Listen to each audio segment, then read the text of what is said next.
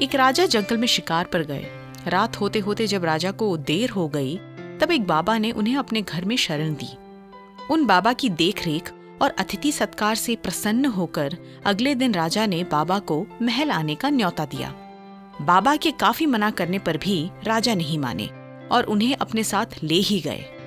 महल पहुंचने पर राजा ने बाबा को महल के सभी मुख्य स्थल और कमरों के दर्शन दिखाते हुए अंत में उन्हें अपने पूजा घर लेकर आए। वहां आते ही राजा ने प्रभु परमेश्वर से अपनी विनतियों की बाढ़ लगाना शुरू कर दी। हे प्रभु, मुझे और धन दौलत दो, मेरे राज्य की और बढ़ोतरी हो, मेरी सेना को विश्व के सबसे शक्तिशाली सेना बना दो, आदि इत्यादि। ये सब सुनकर बाबा मुड़े और महल से बाहर जाने लगे।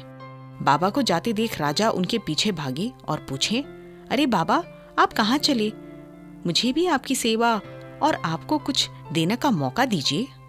जिसका उत्तर बाबा ने दिया, क्षमा करें महाराज, मैं खुद कैसे किसी निर्धन लाचार इंसान से कुछ ले सकता हूँ।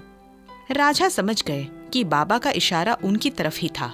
वे अपनी लालच में इतना बेखबर हुए कि प्रभु परमेश्वर की आराधना करने की बजाय उन्हें इतना कुछ देने पर भी संतुष्ट न होकर उनका धन्यवाद वरन आभारी होने की बजाय बस मांगने पर ही लग गए।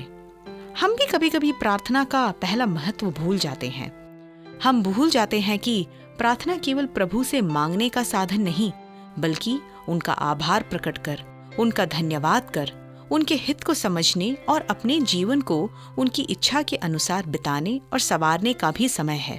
तो आइए प्रभु परमेश्वर की आराधना करें, उनके दिए हुए वचनों का स्मरण कर, उनकी मधुर आवाज को सुने और अपने जीवन को उनके पुत्र पुत्रियां बनकर बिताएं।